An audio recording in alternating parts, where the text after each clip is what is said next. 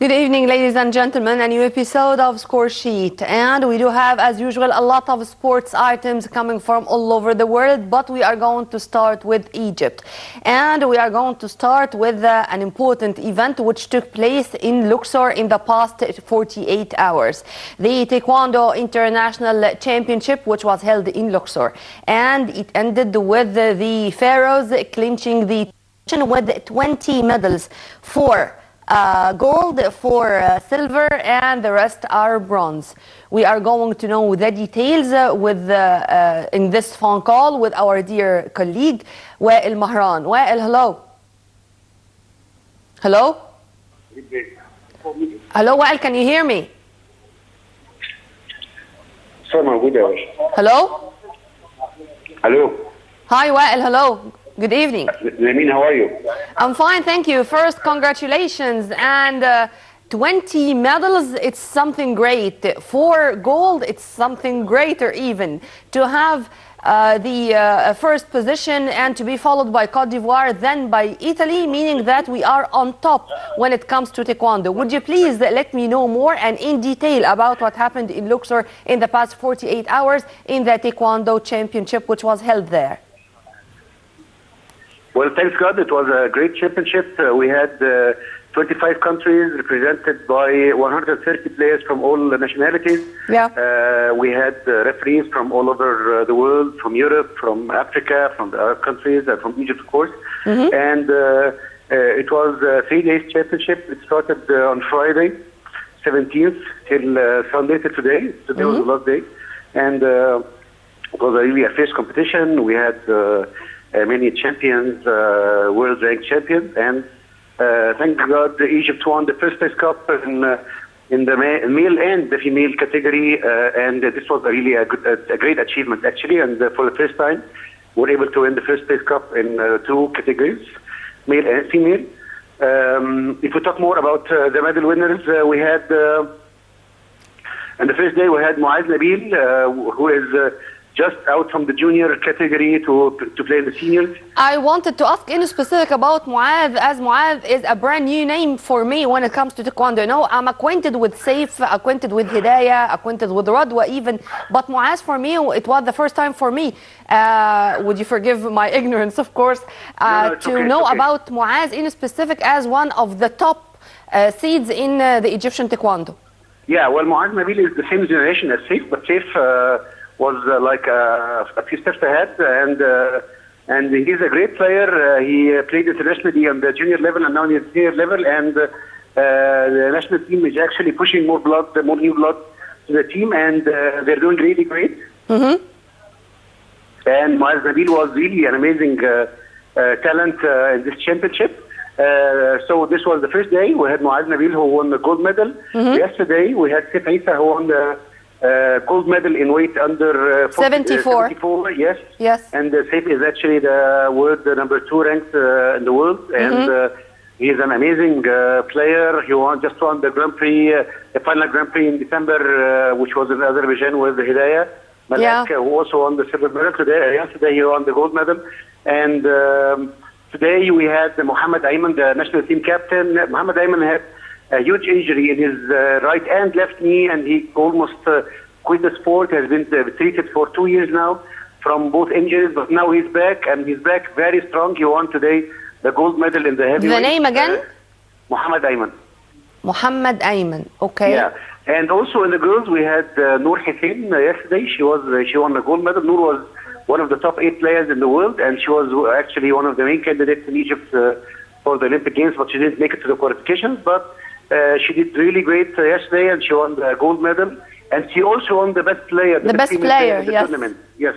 Well, was it expected to clinch all these medals? I mean, in all categories, I think, and to have 4 gold, 4 silver, and the rest bronze out of the 20 medals we clinched. I mean, was it expected with the fierce competition with, as you said, international players coming from tens of countries? No. Actually, it wasn't expected, of course, because in taekwondo you could never expect the results. Even if you have a top-ranked player, he can actually lose from a new player. This is not sure. Something. And because of this, I'm asking, because this is a very fierce competition. Yeah, combat sports are not a sport that you can expect the result. But of course, we were waiting for the gold medal by Saif Issa. Saif Issa won the silver medal last year and the bronze medal the year before here in this championship. But this year he won the gold medal, which is a great achievement for him. Yeah. And of course, Noor Hussein was a top candidate for the gold medal, and she won the gold medal, and she was ranked number 1 in this championship. And Hidayah Malak didn't make it for the championship because she had an injury in her ankle like 2 weeks before the championship, and the medical team preferred not to push her in this championship, to wait for her to be totally recovered and to save her for the future. How is she now? She's good. She was practicing the past week, but not very heavy practice, and she needs more time to heal and to recover. This is a very wise decision not to let her to be involved into this championship, to give her time for rehabilitation. Would you please, correct me if I'm wrong? I've read something about Tamer Abdelmenam in the last 24 hours. Yeah. So let me tell you more about Tamer Abdelmenam. Tamer Abdelmenam is 43. He is my age. And the first time Yeah, I think he's 44, not 40, but let me tell you more about Tamer Abdelmenam. Tamer Abdelmenam was a world champion, and he won a bronze medal in his first world championship in 1994, I think. Yes. He was 17 years old, and then he won the gold medal in the world championship, which is an achievement no one did except the legend Amr Khairi. He was coached by Amr Khairi, as far as I understand. Yeah, he's from Shams Club, and he was coached by Captain Amr Khairi, the taekwondo legend, and then he made it in so many championships, African, Arab, European. Yes. And he played in the Athens Olympic Games 2004, but he didn't achieve a medal. And after that, gradually, he was walking out of the national team, coming back in, and more new players went in, but he is still practicing very good and very strong. He is keeping his weight tight, and he's adjusting his fitness, his taekwondo, and he's always practicing and developing himself. And he played this tournament, and he made it to the final, which is a great achievement, of course. This is exactly what I'm talking about. I mean, do you think that he is breaking records or something like that? Because I've never heard about a taekwondo player in this age and to return back after all these years. We never saw anyone who is over 40 playing taekwondo and achieving or competing. So this is a huge achievement for him personally, and it's great to have an athlete who is competing at that age and winning and not afraid of the competition and doing his best to win and so on. Yes, because whenever you are out of the field for so long and you're going to return back, this is even more scary for anyone, especially when he is someone who was used to clinch medals and to be crowned with titles. When he is returning back, he would return back with fears. I'm going to be that fit. It's also a very high risk game. Yes, this is it's scary, as I said. Sport. It's very fierce, it's very strong, and you always have to be careful for your body, for your fitness, for your weight, for your body and your face in the match, because it's an aggressive sport. So Tamer made it to the finals, and he won the silver medal, which is great, of course, and he won the best spirit cup from the championship, which was awarded to him after the ceremonies today. And that is all about Tamer Abdelmenam. We had other players who won silver medal like Radwa Rida. Yes. We had the bronze medal for Wan Rafai, a bronze medal for Wan Ashraf, a bronze medal for Siyam Ibrahim, and we had the bronze medal for Yusuf Ali, and we had, I think, other medals. It was really a great championship for the national team and a great start for would the you please give them all our best regards and wishes, and we, of course, we want to have them here live in the studio to introduce them to the whole world and to speak in detail about what they've been through, how they've reached this. Mention that it was really a great achievement for Egypt to organize such an important event, and the organization was really incredible. The place, of course, in Luxor is amazing. People are amazed by the hospitality, by the monuments, and by the setup of the court, and the screens were all over the court, and it was really a great organization by the Egyptian side, by the Egyptian Federation. Sure. And it's of course a great place and location to pick for a championship, and in a good timing, because after the Olympics things are a little bit slow and a little bit down, and the players start bit by bit. But the Egyptian Federation was determined to organize the event and to have it on Egyptian land and to bring people here in Amen to that. And it's a touristic, social, sports event, and gathering people from all over the world in this beautiful southern city of Egypt is an achievement in itself. It's really a story of success. Exactly. But, well, have you had any time to watch football in the past 2 days? Well, yeah, I saw the Egyptian League today. I saw the Ahli beat Muqawmin Arab 2-0. I saw the Malik beat Olympi 2-0, I think. And yes. But this was in the Egypt Cup. Let's start with Al Ahly and what happened today. By the way, these are the two first goals for Al Ahly in 2017. This is number one. How do you see the performance of Al Ahly and not to score before the 74th or the 75th minute against Al Ismaili? I mean, well, again, when against Al Maqawloon, I'm sorry.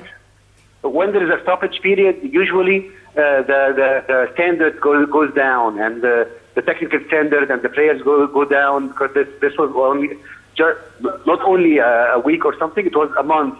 And this is a big amount of time without matches, without serious competition, without serious challenges for the team. And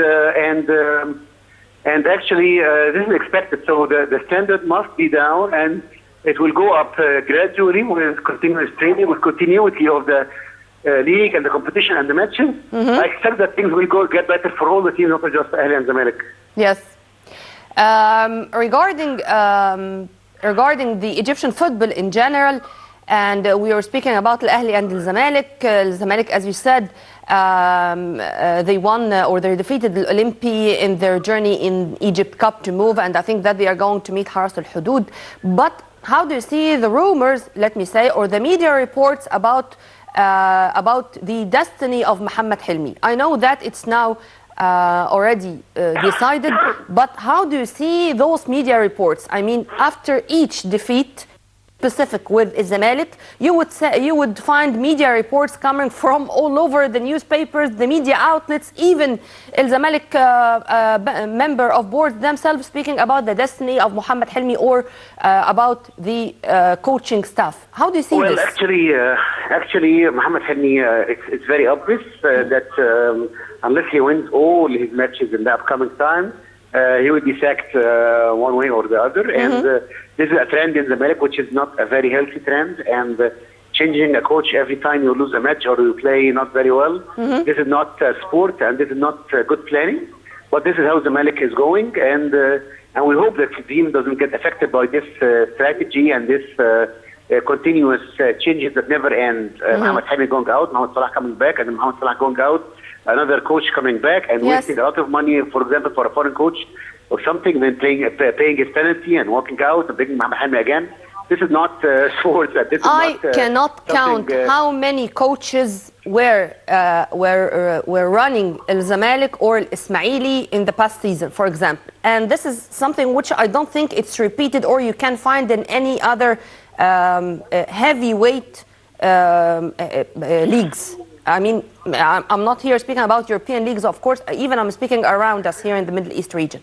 But before leaving you, Wael, I'm not going to miss also what happened today with Al Masri of Port Said. I don't know if you were following up what's going on in the Confederation Cup. Iviani of Nigeria was here, and there was a very fierce match against Al Masri. It ended 1-0, and Al Masri was defeated 1-0 there, so they resorted to the penalty kicks, and Boski of the goalkeeper of Al Masri did it, and he saved two penalty kicks, and one of them was out, so it was great. And Al Masri of Port Said moved to the next round of the Confederations Cup, and most important, there were about 7,000 spectators or fans already there.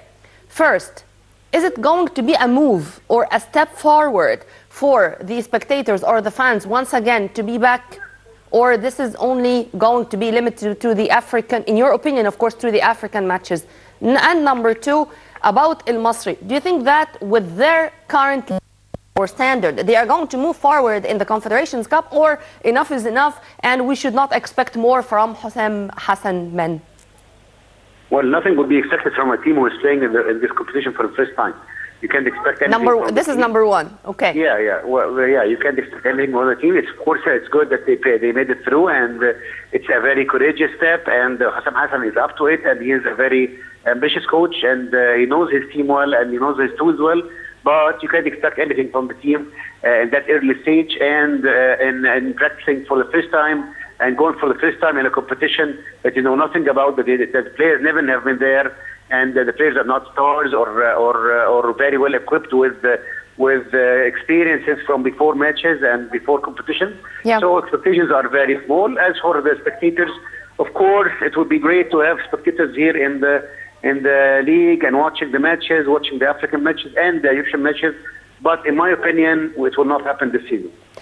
By the way, we should give our utmost respect to the spectators of Port Said in specific today, because they were such an example of how fans or spectators should behave, how they were cheering for their team from the very first whistle to the last whistle and during even the penalty kicks. We hope, well, that this is going to be a step to regain the image of the Egyptian fans once again, filling the standards of all our stadiums all over the country. Wael Mahran, our colleague and our sports analyst, thank you very much for your input. And would you please, before we go, once again, congratulations, and would you please extend our congratulations to our players of Taekwondo who did it great, and we hope that they are going to continue and to move forward in more competitions, whether inside or outside Egypt.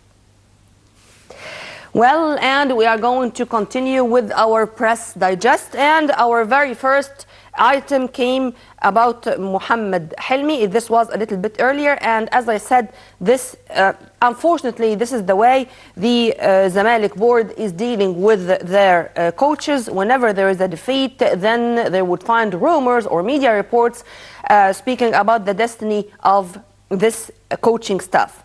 Well, this is exactly what was written after the latest defeat of Al Zamalek, which was against Al Intag Al Harbi in the Egyptian Premier League, despite the fact that right after that Al Zamalek did it in front of Al Olympi, and they moved in the Egypt Cup and they moved to round 16. The management of Al Zamalek Football Club will discuss the future of coach Mohammed Helmi in the coming hours.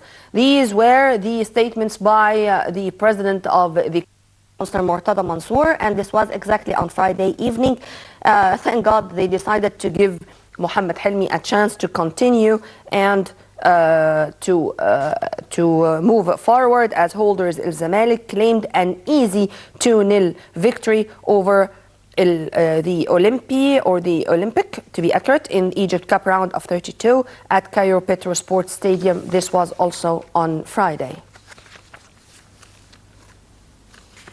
Taking you to Al Ahli and to the statements or the sayings released by Hosam Al Badri right after the draw of Al Ismaili or the Egyptian Samba and the Red Devils of Cairo.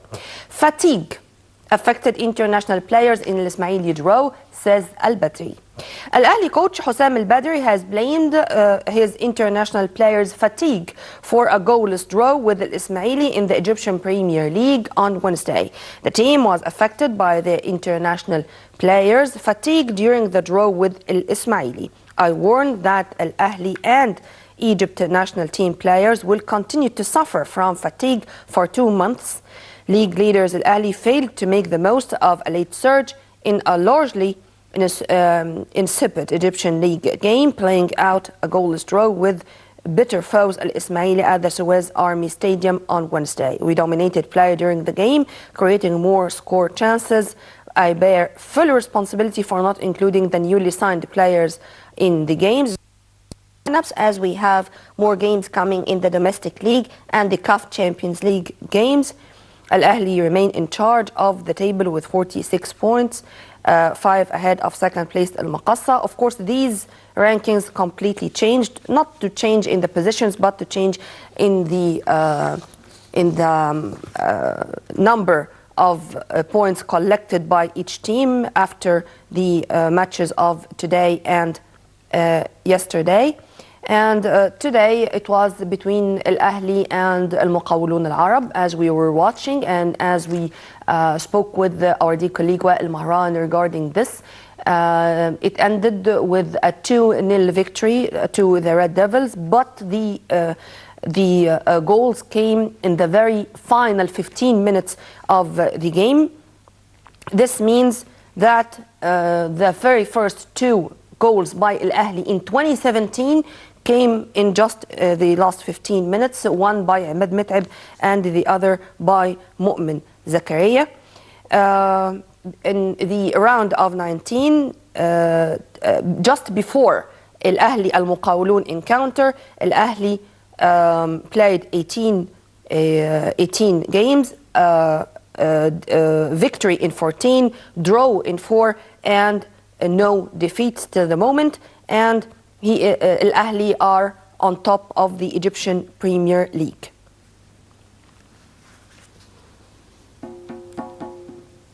الله عليك يا علي معلول الظهير الطائر القادم من بلاد تونس او من دولة تونس الشقيق، اللي قادر انه يقول انا موجود اهو، انا جناح طائر من الجبهة اليسرى، انطلاقة ايه وحاططها، لكن اللمسة الاخيرة مفيش اتقان، قافله تمام.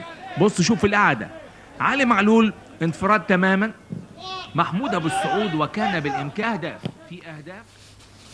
From Al Ahli to Al Zamalek, and in specific about Shikabala, about Mahmoud Abdelrazak. Zamalek bad boy, Shikabala vows renewed discipline. Zamalek star Mahmoud Shikabala Abdelrazak appeared to open a new chapter with his boyhood club on Sunday, promising greater discipline with the team moving forward. With the mediation from the club's former coach, Ahmed Hussein Mido, the 30-year-old player vowed to renew his dedication to the club under the guidance of Mohammed Hilmi and the chairman Murtada Mansour. In a press conference held at the club, Abdelrazak assured Mansour, "I promise there will be no problem starting today. I promise you I will be a different person from now on." For his part, Mansour said, "I have challenged many by accepting Shikabala's return. His commitment would be a victory for me. He is a captain, and the captain must be an example of discipline." Mido himself has had issues with Mansour, which resulted at one point in the chairman cancelling the former Tottenham striker's membership at his boyhood club. Given Mido's mediation in this matter, it appears those issues have been resolved. Mido said, "I believe that Shikabala will show commitment to the club, and I trust his abilities to return to his best form." Zamalek are enjoying a festive atmosphere following their victory in Egypt Super Cup, in the first since the year 2003. Well, we all hope that Shikabala is going to return back with a new commitment or a renewed discipline with Al Zamalek. Nobody would hesitate to say that Shikabala is one of the most talented players in the history of the Egyptian football in general. But misbehavior, but not to be able to control his temper, but not to be able to control even his normal behavior, not only with his players but with his coaches themselves. And this was unfortunately the case when he was a professional, whether in Europe or even in the United Arab Emirates, in this very close to us Arab nation. Unfortunately, the two experiences were not as good as we thought they are going to be. And in Europe, for example, we thought that it's the miscommunication regarding the language. But what about the United Arab Emirates? Why he did not continue the way we liked for him? 30 years, it's not that late. And in the coming at least 2 or 3 years, Shikabala can do a lot. And he can captain Al Zamalek. He can captain his team to many championships, whether inside, meaning local competitions like the Egyptian Premier League or the Cup, and outside, whether in the most prestigious African championships or no. But would you please bear in mind that when it comes to sports, manners are very important. Bassem Morsi didn't make it till the moment to the national team because of such a thing. Ahmed El-Shenawi, the brilliant goalkeeper, was also, when he was also misbehaving, the then under 20 or the youth national team coach Hani Ramzi kicked him out of the camp. So when it comes to sports, manners are the most important thing, even if you are that talented. We are going to return back right after the short break to continue with our news. So stay tuned only on Nile TV International. You are still watching Score Sheet.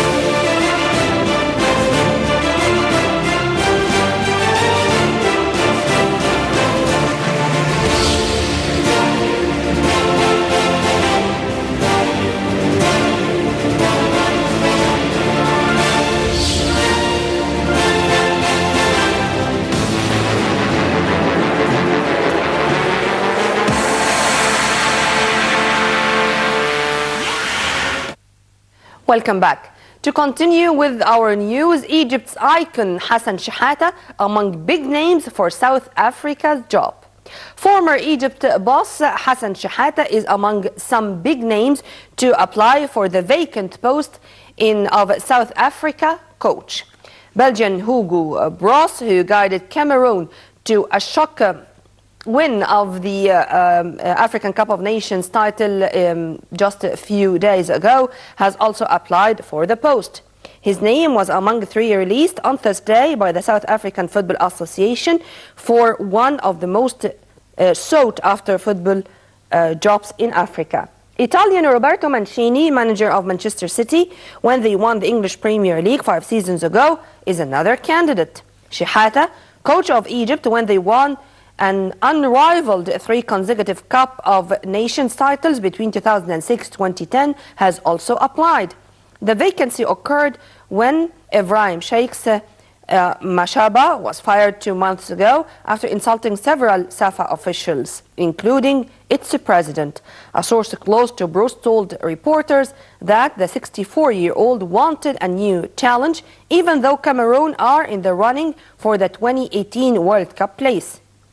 The Lions trail Nigeria by 4 points in a group from which only the winners qualify and face leaders home and away this August and September. Well, I don't know if this is going to be for the best interest of us to have Hassan Shahata there in South Africa, because I think that we need him here. I don't know where, but all the time to restore to foreign coaches, it proved in Egypt that it's not for our best interest, whether Al-Ahli, Al-Zamalek, and in many cases, even with the national team, when we are resorting to our national coaches, we did greater. And if we are going to remember, even the only time we made it to the World Cup, it was under the general or Mahmoud al-Gohra. He was also an Egyptian. Well, let's wait and see. Tomorrow is another day, and we are going to know who is going to clinch the position of being the head coach of South Africa. To another coach, but this time it's Luis Enrique, or Barcelona's coach. Barca's coach Luis Enrique says future unaffected by Paris Saint-Germain thrashing, and this is exactly the difference between stable teams, stable clubs, and heavyweight leagues and other leagues. Not to be affected by one defeat. And here we are speaking about thrashing. You know, when Barcelona is defeated 4-0, this is something which is unprecedented, I don't know, but something which is called a disaster, a tragedy when it comes to the Barças. Barça's coach Luis Enrique has not made up his mind about whether he will remain in charge next season, but his team's thrashing by Paris Saint-Germain will not affect that decision. This is exactly what he said on Saturday. Luis Enrique has 8 trophies in his 2.5 years in charge and has led Barca to 3rd consecutive Copa del Rey final, but he came in for heavy criticism following Tuesday's disastrous 4-0 loss to Paris Saint-Germain in the Champions League. Doubt over his future before the Prince meltdown as he stalled over talks to extend his contract, which expires by the end of the season. Let's look at what he said exactly. Let's quote him. What happens in these months will have nothing to do with my decision. Not one game, not 2, or the 38 games in the league. I still have not taken it. Luis Enrique told a news conference on Saturday ahead of Sunday's La Liga game against Lions. Criticism has no effect on me. If it did, then I would not have been able to stay in this job for almost 3 years. We are our own fiercest critics, the ones who most want to improve. Everything else is just a circus.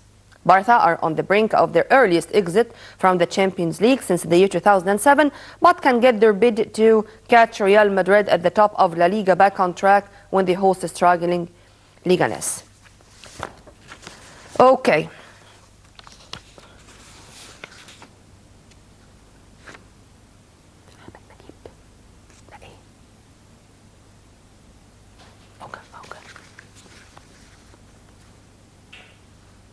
And to continue with our analysis of what's going on regarding the coaches and regarding our football issues, we are very much delighted to have with us Mr. Ahmed Naguib, our sports analyst via phone. Hello, Mr. Naguib. Good evening.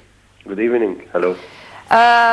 Since you are a man of statistics, before going into the details and before going into how we are dealing with our coaches regarding what happened with Mohamed Helmi in the last couple of weeks with the Zamalek and what's going on with other coaches in European leagues, whether, as I was speaking about Luis Enrique, and also Vanegar says future will be settled soon, so we do have differences. But regarding, for example, Al-Ahli today and Al-Muqawwaloon, and I said it, Al-Ahli scored for the very first time in 2017 in this match, and it was in the last 15 minutes. How about these numbers? Okay, that was too late for Ahli to score. Concerning the performance of Ahli and the ball possession for the whole game, Ahli controlled the game since the early beginning for the game. Okay, however, the conversion rate for opportunities on the goal was that so weak in terms of playing, in terms of making opportunities and converting by the forward Junior Ajayi. Okay, performance got improved after the participation of Amr Gamal instead of Saleh Gum'a, and depending on 2 center forwards, Ajayi and Amr Gamal. Then by participating of Mu'min Zakaria and Ahmed Mit'ab, Al-Ahli performed by three center forwards. Okay, till Ahmed Mit'ab scored the first goal. Yeah. Let's move from Al-Ahli to Al-Masri of Port Said and what happened today against Eviani of Nigeria. It ended also with a draw. I mean, it was a must to go to the penalty kicks. As unfortunately, Al-Masri was defeated 1-0 there in Nigeria, and this is the second leg. And when it ended 1-0 for Al-Masri, then we resorted to the penalty kicks. And we also depended on Boski, the goalkeeper of Al-Masri, and he saved 2 penalty kicks, and the third was out. Do you think that this is a coincidence to depend on penalties or to resort to penalties? This is the third in just 3 weeks with the national team, and then Al-Ahli and Al-Zamalek in the Super Cup, and now this is the third time with Al-Masri. Is this is going to be a phenomena in the Egyptian football in general? No, I think that happened by the way. Masri performed so well against the Nigerian team, yes. However, Masri scored only 1 goal, but in terms of possession, in terms of the possession, in terms of creating the opportunities, Masri was very good in that. However, they missed a good ratio of conversion. Yes. Yeah. Going into penalties, maybe due to lack of experience that team must have in such African matches. However, they might get that experience by going through different level of matches. One final question, Mr. Naguib, as you've raised a very important point here. We had control or the possession, but the false control. The control which is not translated into goals. And this is exactly what happened with many teams and also with the national team in many occasions. How do you see this? How do you see having control, having possession, and not to translate this into goals? And if it's happening, it happened only by the end of the match or just a few minutes before the final whistle, I mean. Okay, generally in Egyptian football, we are missing the striker or the center forward who is able to translate the possession, controlling the game into goals. Yes, that's exactly. We are missing that kind of that type of center forwards. Today we saw Ahmed Met'ab, the last standing center forwards in Egyptian football right now. We are missing that type kind of or that position. Yeah. I think that needs more good scouting, more scouting, more searching. We need the eyes who would pick from our juniors and from other teams. I mean, the second division, for example, I think it's filled with talented like that to fill this gap. So let's hope that we are going to find good scouters rather than good players. Sure, we hope that. Mr. Ahmed Naguib, our sports analyst, thank you very much for your input and have a very good night, sir. And returning back to our sports items coming from the main headlines which were published last week. Arsenal boss Wenger says future will be settled soon. Arsenal manager Arsene Wenger said his future would probably be decided in March or April as he pondered whether to take up the offer of a contract extension or to leave the club he has managed for 20 years at the end of this season. The Frenchman was speaking to a German television station, or to the ZDF, before Arsenal's 5-1 Champions League humiliation by Bayern Munich on Wednesday, but details of the interview emerged only on Thursday as speculation intensified about Wenger's intention. Asked when he would decide whether to continue next season, he said March or April, probably. Separately, the BBC reported without sources on Thursday that his future would be determined at the end of the season when his existing deal expires. Well, even if this means that they did not going to decide in the moment or right after the defeat. They had time, they will think, he himself is going to think, and when he was talking to this German channel, he said about in March or April, meaning he is going to remain in place at least for the coming month. This is exactly what I'm talking about, not to take decisions while you are that much mad at a defeat or while you are not able to think well, because this is the destiny of a team and of course of the coach himself. Taking you to Infantino. Infantino, the relatively new boss of FIFA, and his statements, controversial statements released from now and then. FIFA boss unworried about Russia's 2018 hooligans. Well, FIFA President Gianni Infantino said on Thursday he was not worried about hooliganism at next year's Russia World Cup amid growing fears the tournament could be blighted by fan violence. Speaking in Qatar following FIFA Executive Summit meeting, Infantino also said that football's governing body has not asked Russian Deputy Prime Minister Vitaly Mutko to resign as the tournament's chief organizer. I'm not concerned about trouble and violence, Infantino told reporters and a small group and another websites on the sidelines of the meeting they had. I have full confidence in the Russian authorities. They are taking this matter very, very seriously. Is this his responsibility to speak about the security the security procedures which are going to be taken in 2018? Is it normal or at least logical to speak about hooligans in a place where he was assured by the top officials there that tight security procedures are being taken, and with a country which organized, for example, the Sochi Games, which ended in a wonderful way? And because of this, I said his statements are controversial. Taking you to Usain Bolt. I have no reason to stay in athletics.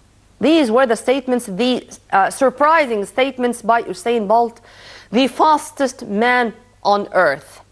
Jamaican sprint great Usain Bolt says he has no regrets about his decision to retire from athletics in 2017, as he has accomplished every single thing he wants to in the sport. Bolt will hang up his spikes following the World Championships in London in August, bringing the curtain down on a career that has delivered 8 Olympic gold medals. Well, to Bolt, of course, congratulations. But to this guy, I really don't know what he made to himself and why he put himself in this position. Egypt's javelin thrower Ihab Abdurrahman suspended for 2 years.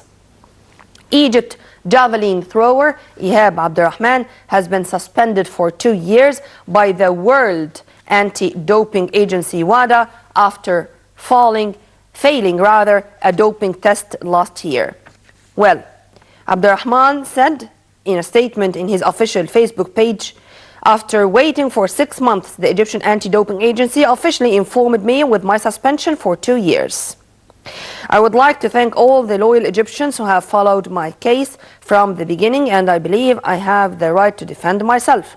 I was not astonished by the decision, as you must expect anything when your opponent becomes the arbiter. I will lodge appeal against the suspension to the Court of Arbitration of Sport, or CAS, within a week." And he did it.